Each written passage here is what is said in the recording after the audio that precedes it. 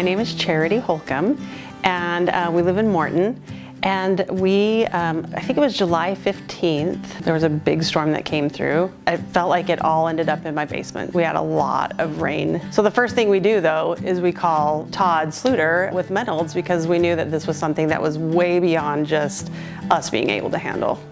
We got a call that came in around, say like 3 something. And so I immediately got the text message that it came in, and it was Charity's name. We immediately, William, Angie, and I jumped right in, being able to take photos and capturing the whole disaster, what's going on, but then also being able to set equipment and trying to save whatever we can in the basement.